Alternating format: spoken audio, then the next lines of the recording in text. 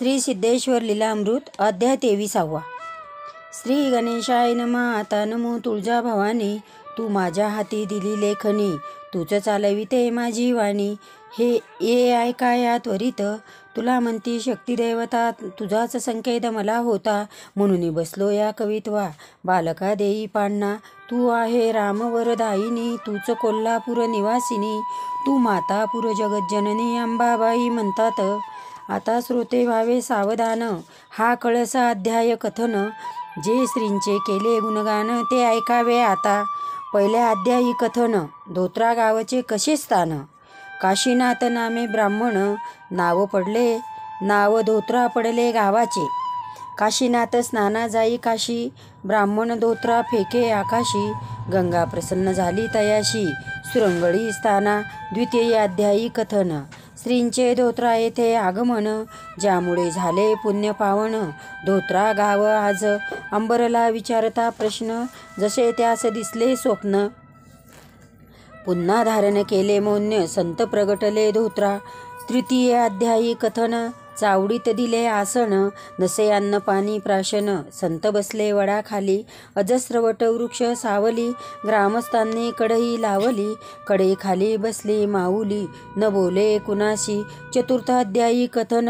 नापित सुत नारायण, श्री सन्मुख राही बसून, जो गुरे सांभाळी, नारायणाने धरला अठ्ठ, श्रींचे चरण धरले घट्ट, नैवेद्यासाठी भाकरी रठ्ठ, संत जयाची भाकरी खात. पाचव्या अध्यायी कथन. शास्त्रीबुवा सूर्यनारायण, जे हरिभक्त पारायण, धोत्रा ग्रामी आले, शिवण्याचे जे विद्यासागर, त्यांनी ओळखलाय मुनीश्वर, हा तर प्रत्यक्ष सिद्धेश्वर, हेच नाव रूढ झाले. सहाव्या अध्यायी कथन. धर्माजीचे पांगळेपण, संत कृपेने आला गुण, धर्माजी नीट झाला, 12 वर्ष केली संत सेवा, श्री सिद्धेश्वर कृपेचा ठेवा, शरण शरण आलो देवा, कृपा झाली माझ्यावर. सातव्या अध्यायी कथन. जागीरदार यवन, सिद्धेश्वर भेटी कारण, जो धोत्र्यास आला, श्रींसाठी बांधली 5 खणी, जी इमारत होती देखणी, संताने पाडली तत्क्षणी, जागीरदार झाला व्यथित. आठव्या अध्यायी कथन. नारायणराव ब्राह्मण, व्यवहारात अति सुजान, आले संकट तयावरी, राजाराय टाकळी सोडली, संसाराची दानादान झाली, सिद्धेश्वर चरणी लागी, सेवा करी श्रींची. 9व्या अध्यायी कथन. संतुसा वयाने लहान, सिद्धेश्वराचे मुखी ध्यान, जो गुराखी असे, समर्थांसाठी भाजी भाकर, आईस मागे वरचेवर, नैवेद्य घेईना सिद्धेश्वर, तोंगल शरण आली. 10व्या अध्यायी कथन. प्रसन्न झाले दयाधन, जाणू आप्पास वरदान, पुत्ररत्न झाले तया, आप्पाचा सेवक येडूबा, विवाहाला जाती जळगावा, भारी संकट आले ते धवा, प्रत्यक्ष उभा सिद्धेश्वर. 11व्या अध्यायी कथन. उंडणगावी एक सदन, त्र्यंबक राजवाणी म्हणून, श्री दर्शन घेई जो, उभयता पुत्र प्राप्तीस्तव, म्हणे ही श्रीमंती अवस्थाव, संता भरपूर दिले वैभव, एखादा कुलदीपक नाही. 12व्या अध्यायी कथन. दोघे प्रगटले मुनिजन, समर्थास भेटण्या कारण, आले धोत्रा ग्रामी, वर्षभर समाधिस्थ, होती पंचरत्नाची चिलीम, पिती शेवटी फलाहार शेवती, सोडती उपवासाला. 13व्या अध्यायी कथन. पिंपळगावचा ब्राह्मण, सुरंगळी गावी आगमन, आप्पा राव नाईक जो, मुलगा झाला असती पंजिरी, त्यास टाकी श्री चरणावरी, त्यास वाचवा आता श्रीहरी, बसले श्री सन्मुख. 14व्या अध्यायी कथन. महिपत सेठ श्रीमान, खानदेश वाकडीचे स्थान, आला धोत्र्याशी, आरोप माझ्यावर खुनाचा, धडका भरला संकटाचा, मला आधार नसे कुणाचा, शरण आला श्रीरंगा. 15व्या अध्यायी कथन. गांज्याच्या चिलमीचे व्यसन, यातून सोडवा गजानन, श्रीचरणी लागला, बेकाची वस्ती पहुरची, चिलीम अर्पिन चांदीची, सुटका करावी व्यसनाची, भजन करीता से जो. 16व्या अध्यायी कथन.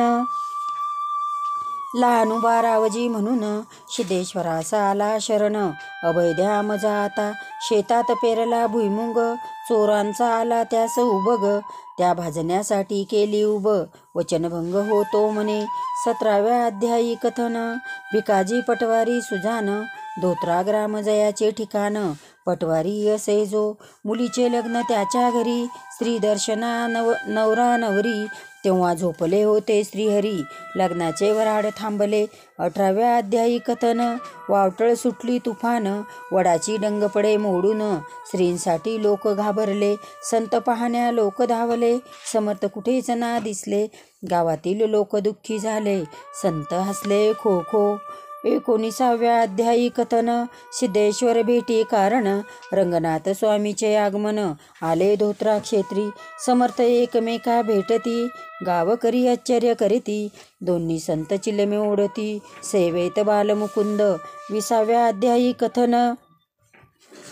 राजपूत सूर्यवंशी जन शेती हेच गावचे साधन. मुकपाट गावचे जय राही. फुलसिंह शेतकरी शंकराची उपासना करी. सुखी समाधान नांदे घरी चिंता नसे कशाची. 21व्या अध्यायी कथन. चिखलीचा सावजी म्हणून गावात तयाचे वजन. जो श्रीमंत असे आले त्यावर मोठे संकट. पकडण्या सुटले वारंट यातून सोडवी मज व्यंकट. धोत्र्यास आला जो शरण आला सिद्धेश्वराला. गुप्तपणे काळ घालविला त्याची दया आली समर्थाला. सुटला निर्दोष. 22व्या अध्यायी कथन. संतांचे झाले इच्छा मरण. मौनव्रती होते आमरण. महाराज समाधिस्थ. महाराज आले गेले निजधामा. बातमी कळली ग्रामाग्रामा. जनसमुदय झाला जमा. सिद्धेश्वराचे महानिर्वाण. एकावे श्री चरित्राचे फल. प्राप्त होईल ऐश्वर्याचे बल. सुखी नांदती बालगोपाला. ऐसा समर्था कृपावंत. जो वाचेल समर्थ चरित्र. सुदृढ होतील त्याचे पुत्र. भेटतील त्याचे इष्टमित्र. असा आशीर्वाद संताचा. जो करी ग्रंथाचे पारायण त्याचे दुःख होतील निवारण. दृढ श्रद्धेचे हेच कारण. भक्ता लागी असे दर सोमवारी वाचे ग्रंथ. संतुष्ट होईल श्री समर्थ. न लागे याला काही द्रव्यार्थ. संसारी सुखी जो पारायण करी गुरुवारी. सिद्धेश्वर संकट निवारी. विश्वास ठेवावे ग्रंथावरी तो आवडे संतास. एकादशीच वाचे चरित्र. जे जगतात असे पवित्र. संपन्न होई त्याचे चारित्र. अनुभवावा हा ग्रंथ. पौर्णिमेस सत्यनारायण करून ग्रंथाचे पारायण. शुद्ध ठेवून या आचरण आवडे सिद्धेश्वराला.